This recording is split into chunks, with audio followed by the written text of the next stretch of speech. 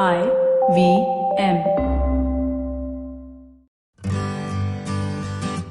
Hi, I'm Utsav, a behavior researcher by training and a slow traveler by passion. Postcards from Nowhere is a travel podcast where I condense a decade of travel experiences and explore not just the where, but also the why and how to travel. My stories emerged from slow traveling the less explored parts of the world: Bosnia and Herzegovina, Armenia, Uzbekistan, and even China. At the end of each story, I give practical tips and new ideas about how to travel better. This week, I start a new series named China Unseen, and I take you to a secret museum right in the heart of Shanghai, which chronicles an exceptional time in modern China. They were declared public animals of capitalism. At dawn, sometime in late April of 1958, the slaughter of the sparrows in Peking began. This was a continuation of a campaign that had been going on in the countryside for months. The objection to the sparrows was that, like the rest of China's inhabitants, they were hungry. They were accused of pecking away at supplies in warehouses and in paddy fields at an officially estimated rate of 4 pounds of grain per sparrow per year. And so, divisions of soldiers were deployed through Peking streets, their footfalls muffled by rubber-soled sneakers. Students and civil servants in high-collared tunics and school children carrying pots and pans, ladles and spoons quietly took up their stations. The total force, according to Radio Peking, numbered 3 million. If we consider that one sparrow was killed by every citizen, then the estimated loss would be 600 million sparrows. So by 1960, the sparrow was nearing extinction in China, but the loss of this apex predator of locusts meant that crop losses ballooned, which eventually led to the Great Chinese Famine. It is estimated to have killed anywhere between 15 to 45 million people. Eventually, Mao abandoned the campaign, and in an absurd turn of events, he imported 250,000 sparrows from the Soviet Union to replenish their population. If you think this story sounds incredulous, you need to walk into the basement of an apartment building in Huashan Road, facing Wukang Road, in the former French concession area of Shanghai. It consists of only 2 rooms, but it houses a museum which is iconic in an absurd way. The English travel guidebooks mention it, but the ones in Mandarin have it censored. The museum, by the way, has no signage, and you will have to ask the security guard for directions, who will hand you a pamphlet and send you on your way. You take an elevator down to the basement, go through a couple of doors, and arrive at the museum, which is one of its kind, the Propaganda Poster Art Museum. A rare collection of propaganda posters from the Maoist era, an oddity for the Chinese, but a treasure trove for the traveler. Chronicling everything from the Cultural Revolution to the end of Mao, the museum is not funded by the government. The Communist Party chooses not to talk about Mao anymore. So much so that the current generation has pretty much no clue to exactly what did Mao do. This is surprising, considering that their grandparents are the lost generation of China. To me, it also drives home the point as to why it is so important to learn history and create a national memory which is cognizant of the past. I lived in Shanghai for 6 months, and none of my colleagues or any Chinese I had spoken to know of the museum, despite it being located bang in the middle of the city. Unsurprisingly, I did not find a single Chinese in my 2-hour visit. The posters in the museum are a crash course in symbolism. I was lucky enough to find a historian who spoke English and researched contemporary Chinese history.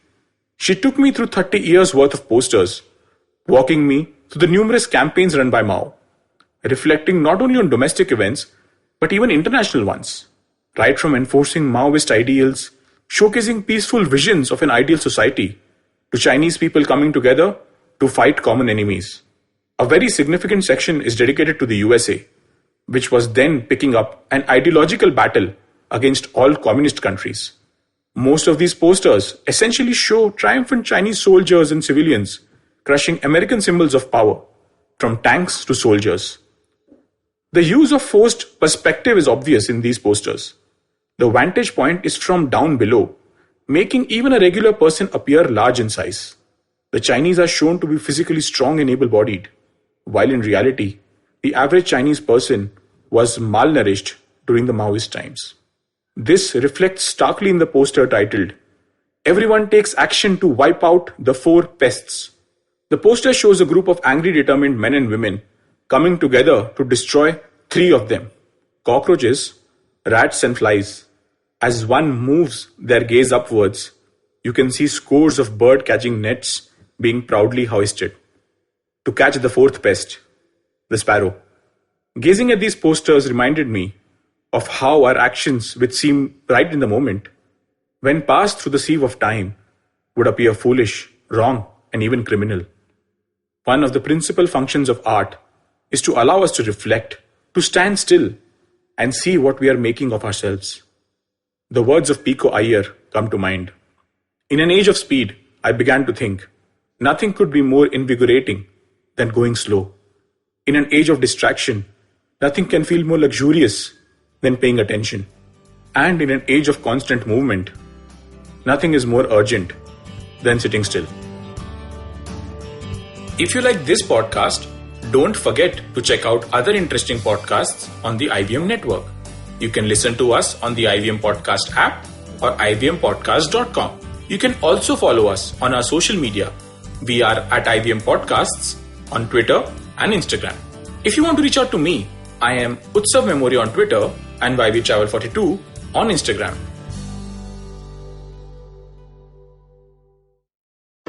I hope you enjoyed that show. I'd like to thank our sponsors this week, Paytm Money and Intel.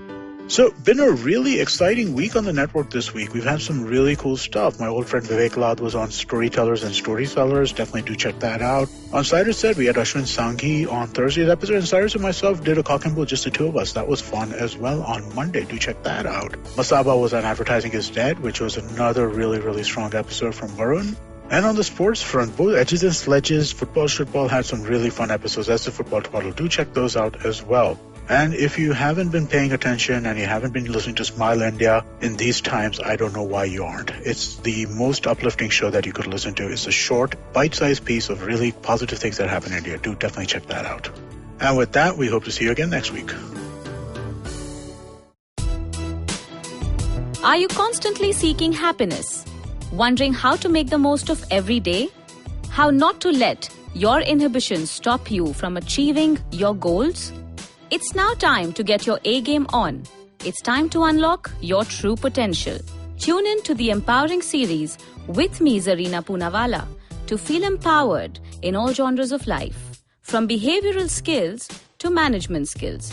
From health to relationships. From mental well-being to emotional well-being. And of course, your finances.